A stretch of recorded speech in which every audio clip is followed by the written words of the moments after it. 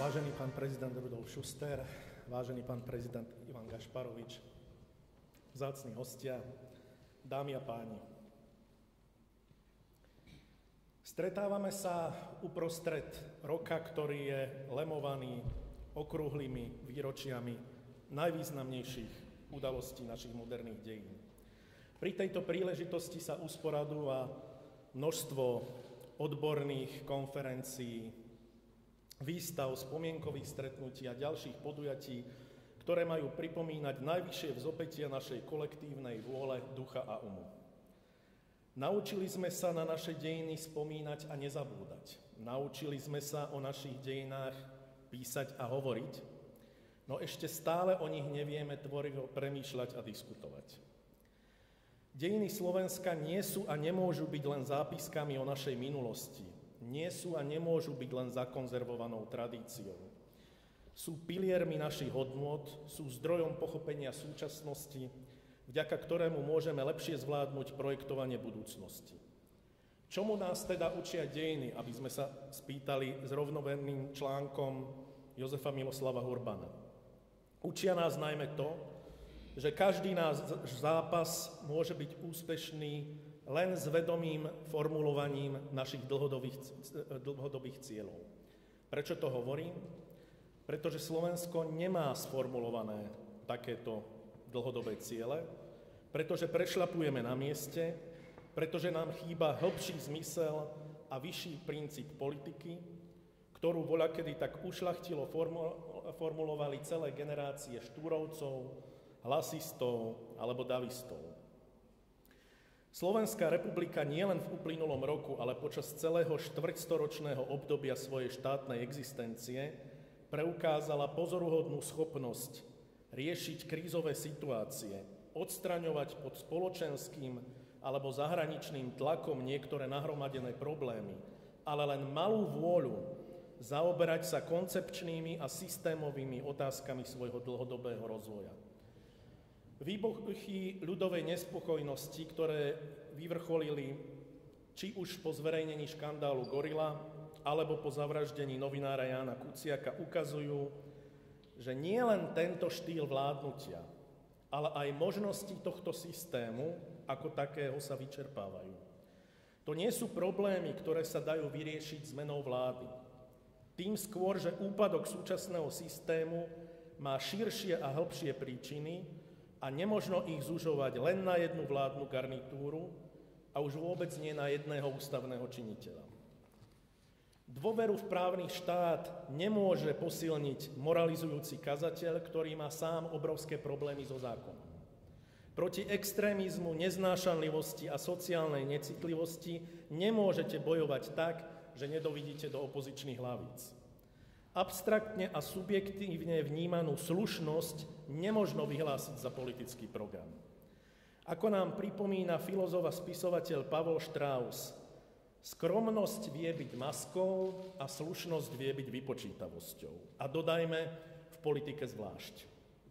Ak nie sme schopní v rozhodujúcej chvíli sa obetovať a ísť príkladom, utopíme sa v bahne fráz, morálneho gíča a neúprimných póz, ktoré ľudí znechucujú rovnako ako nesplnené sľuby. Čelíme politickému a morálnemu rozkladu spoločnosti, v ktorom sa stráca akákoľvek dôvera nielen v štát a jeho orgány, ale predovšetkým v spravodlivosť, v demokraciu a nádej, že sa veci niekedy zmenia k lepšiemu. Neschopnosť nášho politického systému riešiť nahromadené problémy, dostatočne vysvetľovať a odôvodňovať svoje kroky a najmä vyvodzovať zodpovednosť za osobné zlyhania vedie k prehlbujúcej sa nedôvere bežných občanov a k hľadaniu alternatívnych ciest. Tie sa však až príliš často ukazujú byť slepou uličkou a tak narastá frustrácia, znechutenie a agresivita tých, ktorí už často zo zúfalstva nevidia iné východisko, ako pridať sa k extrémistickým politickým prúdom a živiť v sebe nádej, že niekto už konečne dá veci do poriadku. Táto krajina však má s podobnými metódami už dostatok historických skúseností na to, aby chápala, že toto sú skratky do pekla. V tomto smere však nie sme výnimoční. Celá Európa sa zmieta v civilizačnej kríze ktorá rozvracia staré systémy. Pre nás je to však o to nebezpečnejšie, že Slovenská republika nemá vybudovanú takú štátnu a inštitucionálnu stabilitu, ktorá by mohla zažehnať obavy o jej ďalšiu existenciu v prípade nepredvídateľných konfliktov. Tá nevyslovená otázka, ktorá by sa mala klásť nielen politickým elitám, nielen mienkotvorným osobnostiam, ale celej spoločnosti znie: kto by dnes šiel brániť našu vlast? Zdánlivo jednoduchá otázka, ale nie je na ňu jednoduchá odpoveď. Komu na existencii a rozvoji Slovenskej republiky záleží, ak vieme, že pre mnohých je stále ešte len trpeným štátnym útvarom, ku ktorému si nevytvorili hlbší vzťah, prípadne majú problém s vlastnou identitou, alebo sa ich schopnosť obetovania sa pre vyššie záujmy končí pri ich vlastnej rodine. Nie je možné budovať a chrániť štát bez určitého citového vzťahu k nemu. No nie je možné ani byť dobrým vlastencom s nenávisťou v srdci. Nie je možné mať rád Slovensko a diskriminovať jeho obyvateľov, vylúčovať z neho ľudí na základe ich národnostnej, etnickej či sociálnej príslušnosti, na základe ich vierovyznania, svetonázoru či sexuálnej orientácie.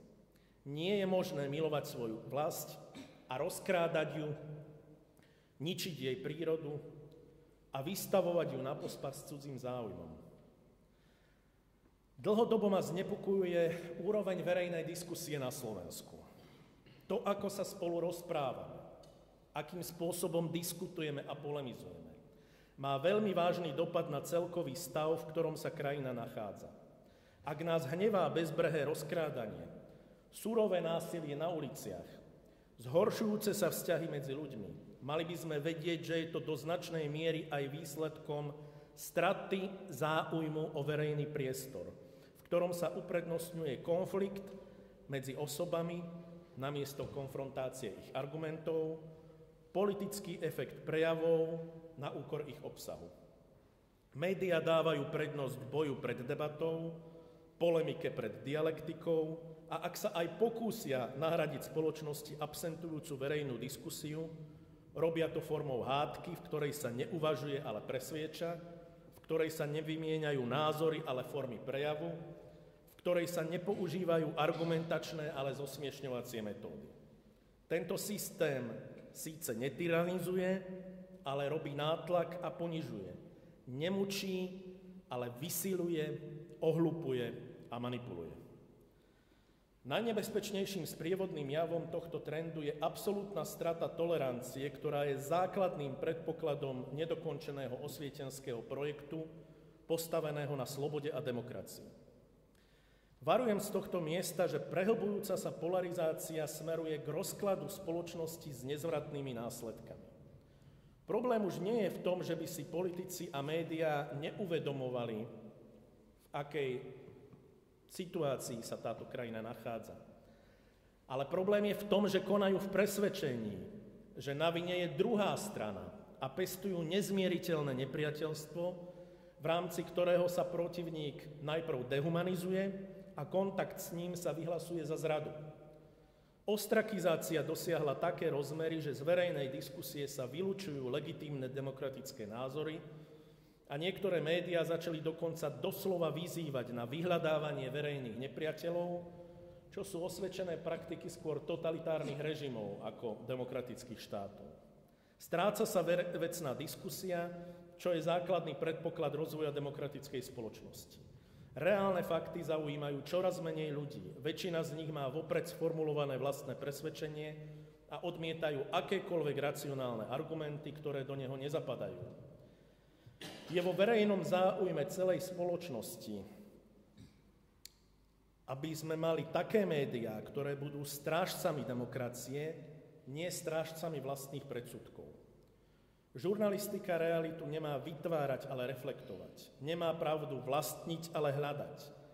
Úlohou novinára nie je povedať nám, aká je pravda, ale poskytnúť nám čo najväčšie množstvo informácií, všestranných informácií, aby sme sa na ich základe vedeli kompetentne rozhodnúť alebo vytvoriť si vlastný relevantný názor.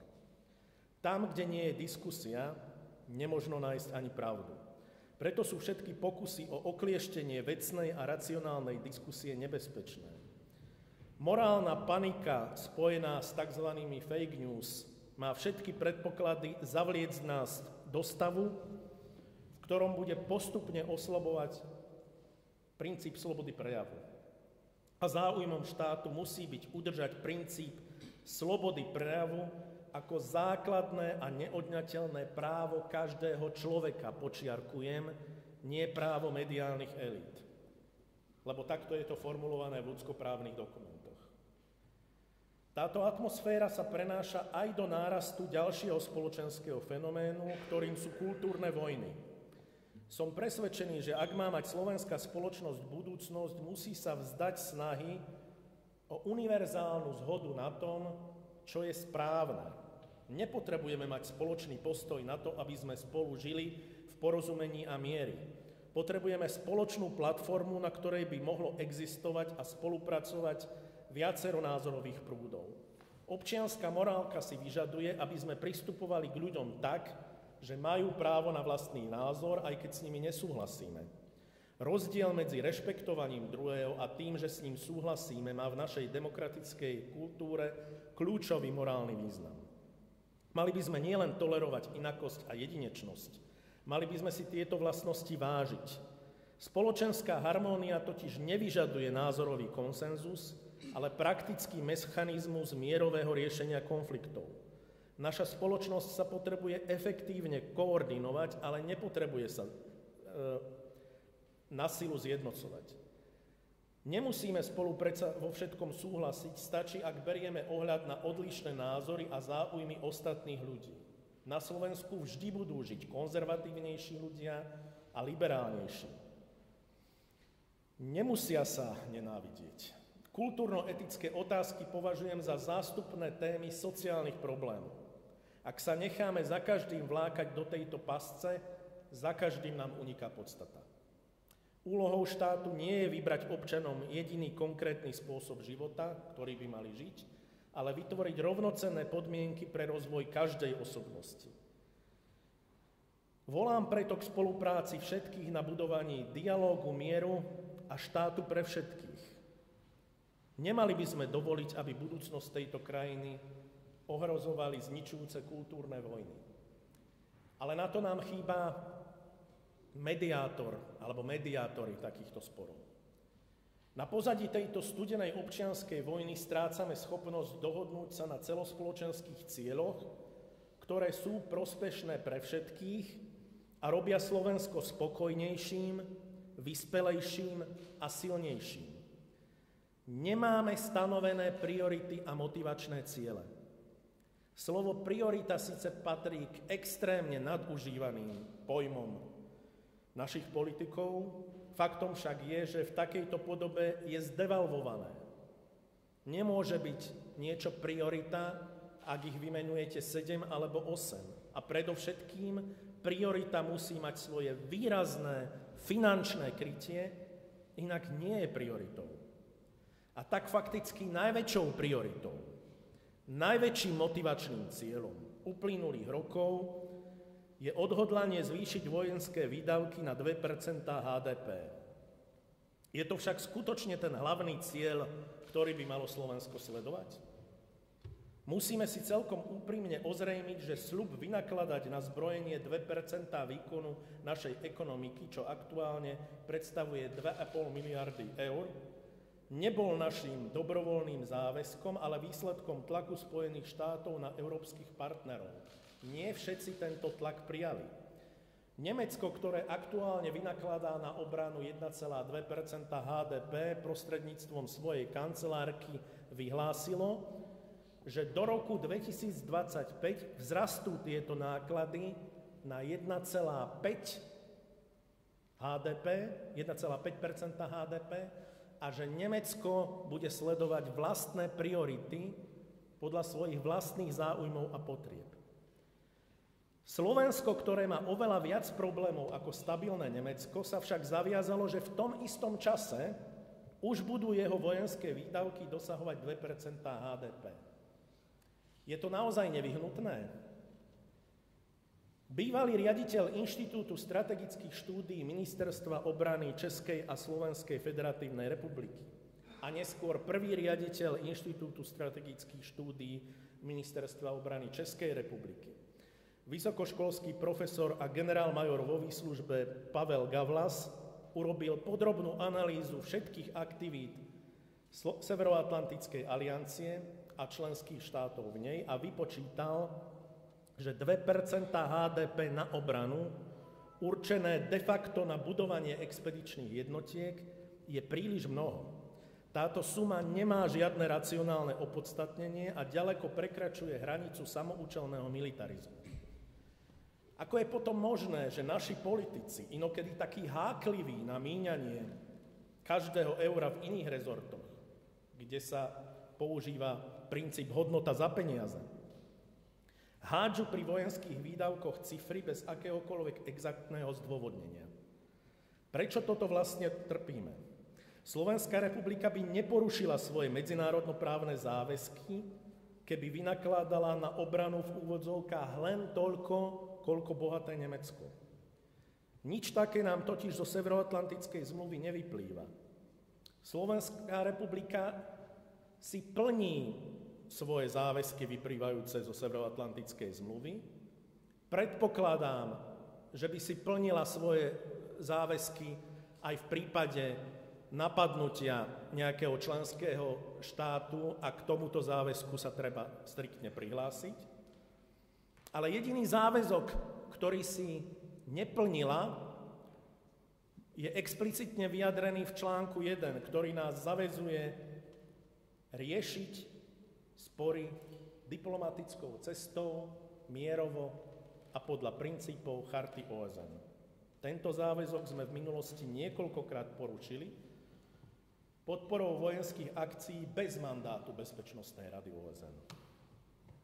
Prirodzeným záujmom politických elít a celej štátnej reprezentácie je zvyšovať bezpečnosť Slovenskej republiky. Z týchto dôvodov by sme však mali citlivejšie vnímať prebiehajúce procesy okolo nás, vrátane zvyšujúcej sa nespoľahlivosti Spojených štátov. Posilňovanie obranyschopnosti Slovenska sa nedá dosiahnuť opustením bezpečnostného prostredia a fiktívnou neutralitou, ktorej garancie sú v súčasnom období viac než neisté. Nedá sa však dosiahnuť ani bezvýhradným spoliehaním sa na zastaranú a zmilitarizovanú spojeneckú organizáciu. Strategickým bezpečnostným záujmom Slovenska by preto malo byť jednak posilňovanie medzinárodného práva ako hlavného garanta suverenity malých štátov a jednak intenzívna podpora akýchkoľvek krokov smerujúcich k budovaniu spoločnej európskej armády, ktorej základným cieľom by mala byť teritoriálna obrana Európy, vrátane územia Slovenska. To je princíp vyššej bezpečnosti, pretože spojenecká zmluva vám nikdy nedokáže garantovať to, čo spoločná armáda povinná brániť územie. Ak však hovoríme o bezpečnosti, nemôžeme ju redukovať len na vojenskú oblasť. Keď už hovoríme o politických záväzkoch, Slovensko sa už pred niekoľkými desaťročiami v rámci Československa, ale tento právny záväzok na nás padol a hlásime sa k nemu, sa zaviazalo prispievať na rozvojovú pomoc OSN vo výške 0,7% HDP. Nikdy sme sa k tejto sume ani len nepriblížili. Pritom môže byť efektívnejšia ako výzbroj, najmä v tomto čase, keď tieto prostriedky vložíme cielene do obnovy, stabilizácie a rozvoja blízkeho zahraničia Európy, najmä v sociálnej a ekonomickej oblasti.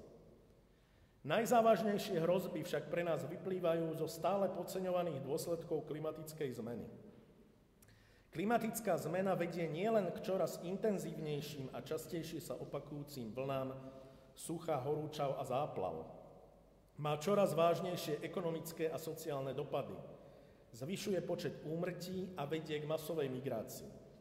Nevidím žiadnu snahu našich mocenských elít pristupovať k tejto najvážnejšej hrozbe ľudstva zodpovedne. Je potrebné zastaviť nadmerné rúbanie lesov, utlmiť ťažbu fosílnych palív, pripraviť ambiciózny program výrazného využívania obnoviteľných zdrojov energie. Nemôžeme sa uspokojiť s tým, že máme jedno z najhorších ovzduší v Európe. Na klimatickú zmenu sa musia začať urýchlene pripravovať nielen štátne orgány, ale aj mestá a obce. Mestá by mali mať čo najviac vegetácie, priepustné povrchy a vodné plochy, obydlia s minimálnou spotrebou energie, centrá úplne uzatvorené pre osobnú automobilovú dopravu. Hromadná doprava by mala byť plne elektrifikovaná a zásobená z obnoviteľných zdrojov. To by bol dobrý začiatok na ceste k udržateľnosti a úspešnej adaptácii miest a ľudí, ktorí v nich žijú. Prví, ktorí u nás výraznejšie pocítili klimatickú zmenu, sú poľnohospodári a farmári. Chýba nám komplexný program, ktorý zlepší hospodárenie s vodou v krajine. Za najvýznamnejšiu udalosť v oblasti pôdohospodárstva v uplynulom roku preto považujem prijatie novely ústavy týkajúce sa pôdy a následnú zákonnú úpravu, respektíve snahu o úpravu zákonov týkajúcich sa pôdy. Tento trend naznačuje zmenu v doterajších užívacích vzťahoch, ktoré boli nastavené nerovnomerne a v neprospech vlastníkov pôdy. Stále pretrváva alarmujúci stav v oblasti bezpečnosti potravín. Nemôžeme sa uspokojiť so stavom, keď na jednej strane vyvážame obilie, kukuricu či surové mlieko a na strane druhej dovážame hotové potravinové výrobky zo slovenských surovín. Potravinová bezpečnosť s prihliadnutím na nestabilnú situáciu vo svete a postupujúcu klimatickú zmenu musí byť zahrnutá medzi bezpečnostné priority štátu. Potešiteľné je, že záujem verejnosti o bezpečné domáce potraviny neustále rastie. To vytvára výrazný predpoklad pre ďalší rozvoj nášho pôdohospodárstva. Preto so znepokojením konštatujem, že naďalej chýba dlhodobá vízia a koncepcia rozvoja pôdohospodárstva, ale aj samotného vidieka spolu s konkrétnymi návrhmi opatrení. Spôsob fungovania poľnohospodárskej platovej agentúry a Slovenského pozemkového fondu neprispieva k transparentnejšiemu prostrediu, čo prehlbuje nedôveru poľnohospodárov voči štátnym inštitúciám. Ak sa však vrátime k potrebe zadefinovania dlhodobých priorít Slovenskej republiky, ktoré prekračujú horizont volebného obdobia, musíme sa odkloniť od doterajšej praxe, keď sa na jednej strane uplácajú voliči nesystémovými sociálnymi balíčkami a na strane druhej sa upláca zahraničie netransparentnými armádnymi zákazkami. Takto nezodpovedne si prejednať budúcnosť už dlho nemožno. Podľa môjho názoru sa treba zamerať na sektory s pridanou hodnotou, v ktorých môže malé spoločenstvo súperiť aj s veľkými štátmi, a ktoré zachovávajú náš štýl života a predovšetkým našu jedinečnosť a identitu, a to je vzdelanie, veda a kultúra. Som presvedčený, že ambíciou Slovenska by malo byť dosiahnuť skôr 2% výdavkov do vedy a výskumu ako do armády. 2% do vedy a výskumu je priemer Európskej únie. Keď chceme dobiehať nejaké vyspelé štáty, tak toto je konkrétny príklad, kde by sme to mali robiť. Reforma nášho školstva, ktorá za vlády Márie Terézie určovala trendy v celej vyspelej Európe, dokonca predbehla vtedy najvyspelejšie britské impérium o 50 rokov. No za 250 rokov sa v tomto systéme nič podstatné nezmenilo. Že to nie je len vecou peňazí, všetci vieme. Ale vyhýbanie sa otázke financií pôsobí často len ako alibi neochoty niečo s týmto stavom robiť. Slovensko patrí medzi štáty OECD s najnižšími výdavkami na vzdelávacie inštitúcie v pomere k HDP. Predbehlo nás nielen Rusko, ale aj Čile, Argentína, Paraguaj či Mexiko. Ešte horšie sme na tom s platmi učiteľov, ich úrovňou sa približujeme k Senegalu. Občania, ktorí tlačia naše školy do zvyšovania kvality, do vzorca, že najprv kvalita a potom peniaze, si preto musia uvedomiť a osvojiť jednu základnú rovnicu. S výdavkami na úrovni Latinskej Ameriky a s platmi na úrovni Afriky nemôžeme dosiahnuť úroveň západnej Európy. To proste nejde. Kultúra, tento náš klenot, ktorým sa môžeme porovnávať so svetom, je presne tým, čo mal na mysli Milan Hodža, keď napísal: Každý národ prežije len vtedy, keď prispeje primeranou časťou k spoločným hodnotám ľudstva.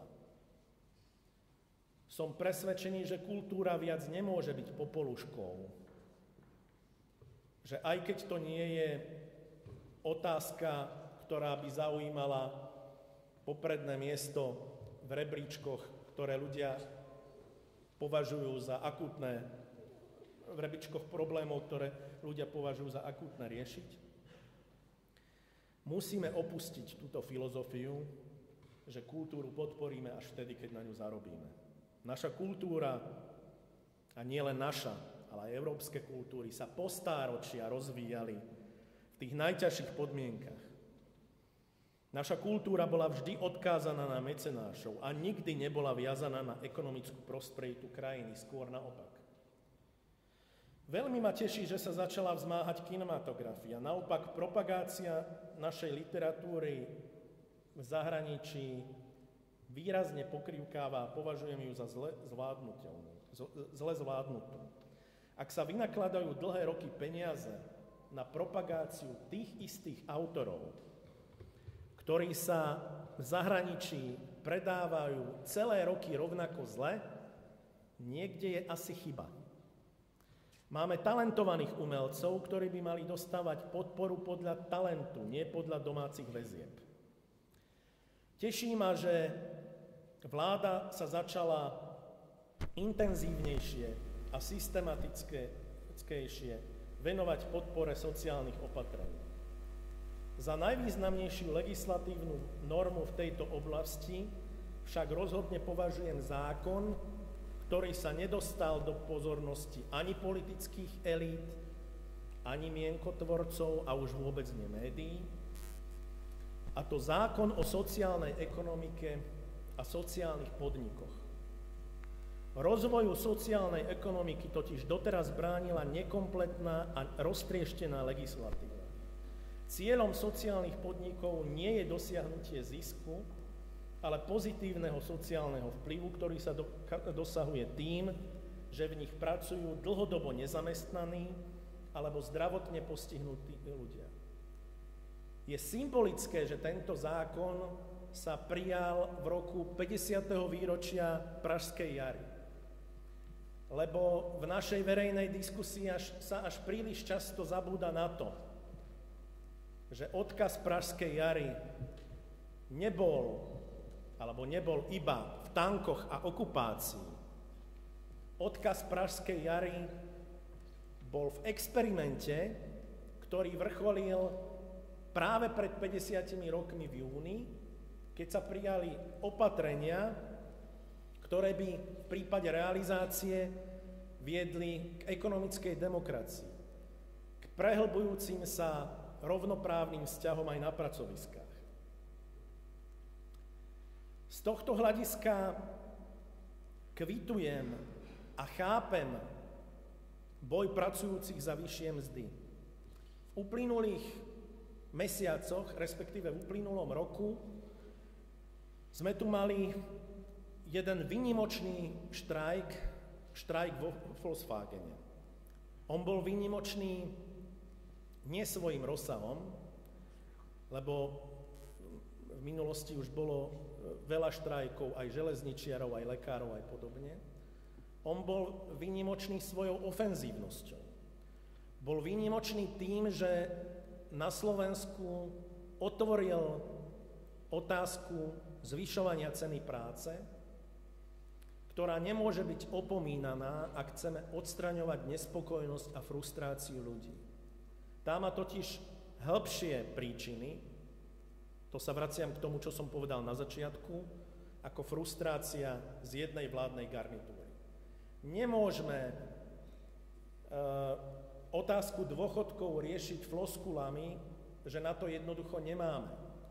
Táto republika míňa neefektívne také množstvo peňazí, že je našou povinnosťou pristupovať k dôchodcom, k našim rodičom a starým rodičom s maximálnou úctou a rešpektom za to, čo vykonali a že si za to zaslúžia nielen pokojnú starobu, ale predovšetkým dôstojný dôchodok. Vykázať dôchodcov do pásma chudoby s tým, že na to nemáme, je cesta, ktorú praktizuje skôr Čína a nie vyspelá Európa.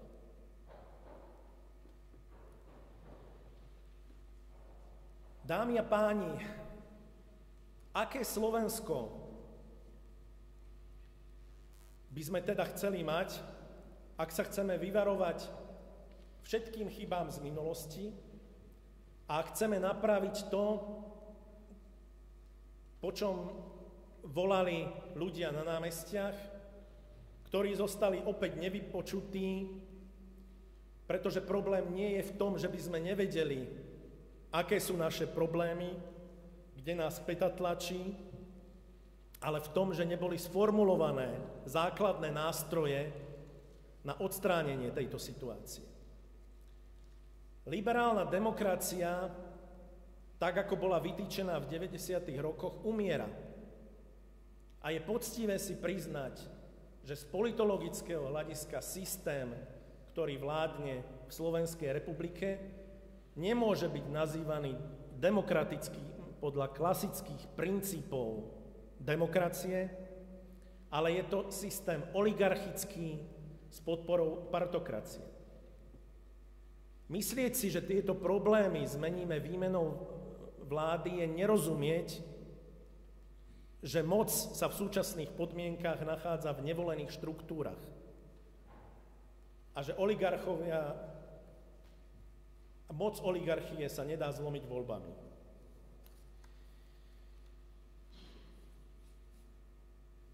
Pred 25 rokmi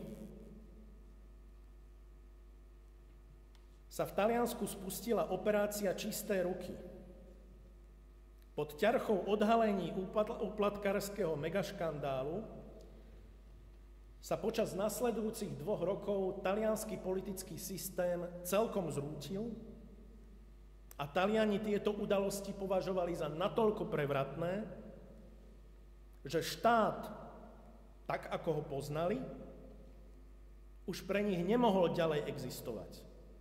A tieto udalosti sa do histórie zapísali ako koniec Prvej republiky, Talianskej republiky. Prečo to spomínam?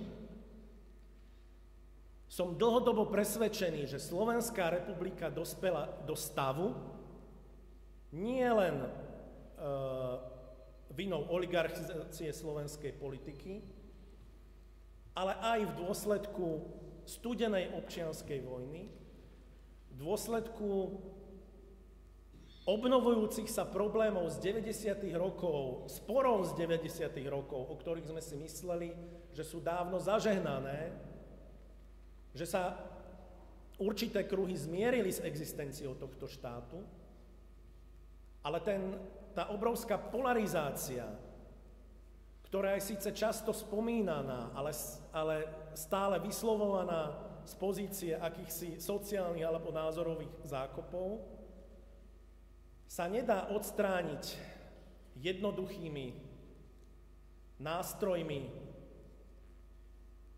ktoré má k dispozícii každý vyspelý štát v Európe. Podľa môjho názoru treba začať vážne uvažovať o novej spoločenskej zmluve, o odbornej diskusii, ktorá by vyústila do možného prijatia, zdôrazňujem slovo, lebo to má byť výsledkom diskusie, možného prijatia novej ústavy a tým možného zadefinovania druhej Slovenskej republiky. Slovenská republika má veľa nevyriešených ústavných problémov, problémov s deľbou moci. Všetci vieme, že formálne demokratické delenie moci na zákonodárnu, výkonnú a súdnu, ku ktorej sa v posledných rokoch pridáva aj kontrolná moc, ale to je na inú diskusiu, že toto delenie moci sa nerešpektuje. Vieme, ako sa hlasuje v parlamente, vieme, že parlamentná moc de facto nie je nezávislá od tej vládnej. Vieme, že máme pretrvávajúce problémy v postavení a kompetencii niektorých štátnych orgánov. Spomeniem prokuratúru, ktorá funguje stále na princípe prevzatého z bývalého Sovietskeho zväzu, ale spomeniem aj postavenie hlavy štátu, otázka, ktorej sa politické elity úspešne vyhýbajú. Všetci vieme, že priama voľba prezidenta nebola prijatá ako dôsledok nejakých hlbokých štátnických úvah, ale ako dôsledok neschopnosti dohodnúť sa v parlamente. Nič proti tomu. Je to trend, ktorý vidíme v celej Európe alebo v celom západnom svete, že sa posilňuje alebo sa obnovujú prvky priamej voľby hlavy štátu. Ale náš problém je v tom,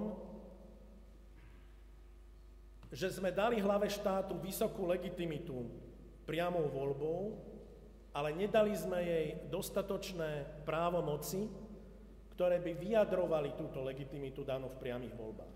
Inými slovami, priama voľba vážne zasiahla do ducha pôvodnej ústavy Slovenskej republiky a my tento problém neustále obchádzame, pretože ak chceme mať prezidenta ceremoniálneho, v tom prípade vzhľadom na politický systém by bolo lepšie, keby bol volený v parlamente a odpustili by sme si celý ten cirkus.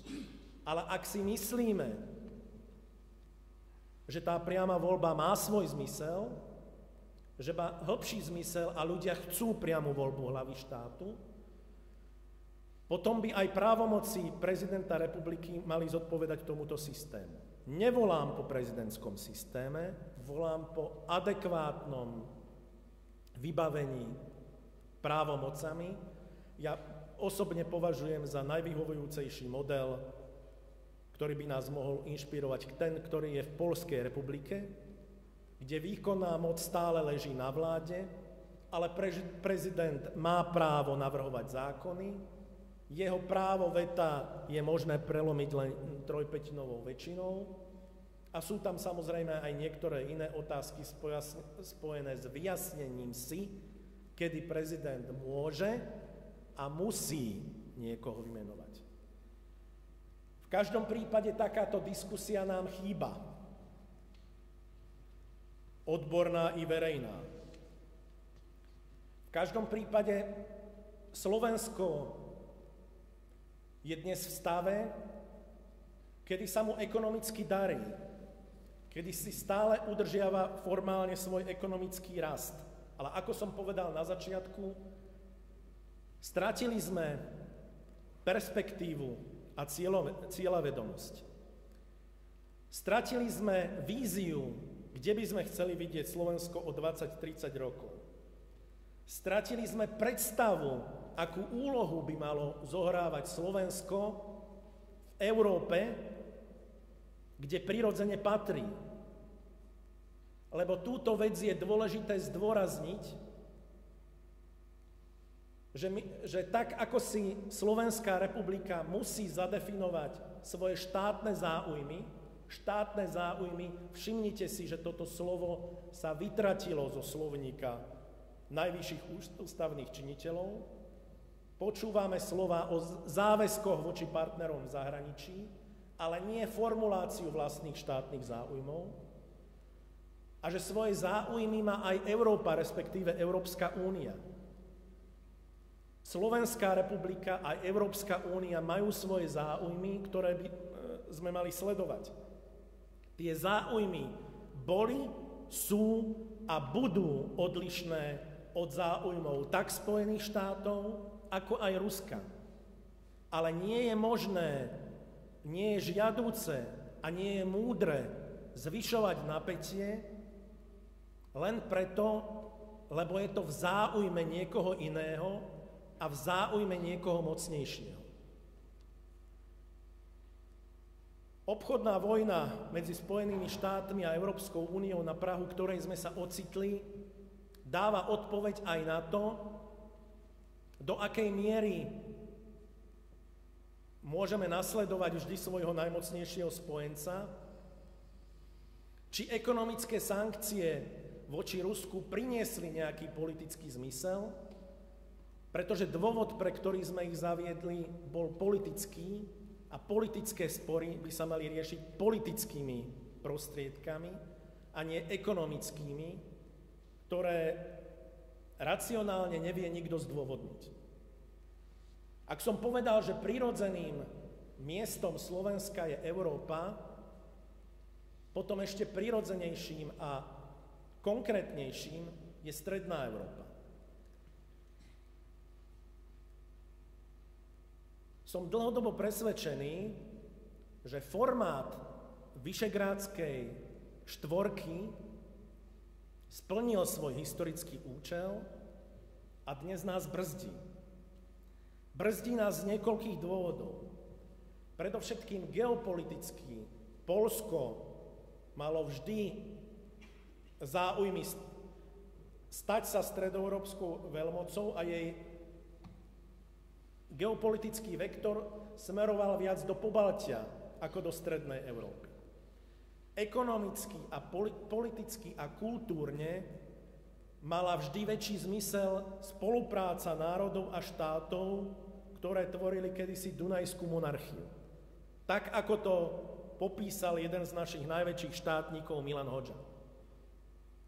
Mali by sme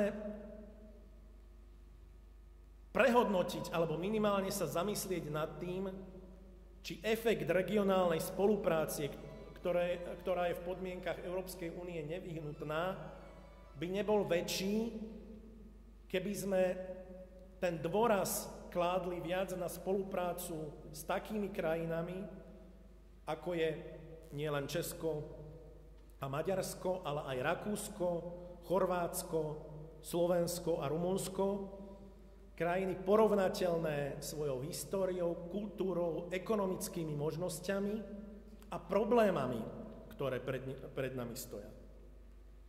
Predovšetkým si však musíme zadefinovať,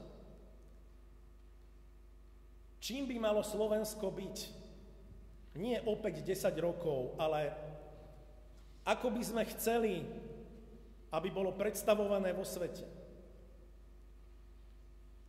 Nemusíme mať komplex toho, že sme malý štát. Estónsko je lídrom v oblasti informatizácie.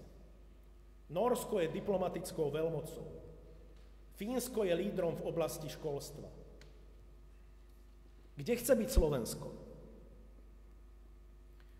Podľa môjho názoru Slovensko má možnosti a má predpoklady na to, aby sa stalo tým, čo nazývam trošku pateticky poslom dobrej vôle. Teda krajinou, z ktorej vychádzajú mierové iniciatívy a mierové riešenia. Sme krajinou, ktorá má výnimočne dobré vzťahy s oboma stranami konfliktov vo svete. Či už je to Ukrajina a Rusko, či už je to Srbsko a Chorvátsko, či už je to dokonca aj Izrael a Palestína, ale to je iný región, ale pri tejto príležitosti by sme si mali povšimnúť, že to nie je samozrejmosť, že už susedná Česká republika takouto komparatívnou výhodou nedisponuje. Mali by sme vychádzať predovšetkým z takýchto predispozícií a uvedomiť si, že náš príspevok k bezpečnosti a mieru vo svete môže byť väčší, ak sa staneme mierovým štátom, ako keď sa budeme snažiť dobiehať veľmoci v ich militaristickej politike, čo sa nám nikdy nepodarí a kde môžeme byť naozaj len servisom mocnejších štátov.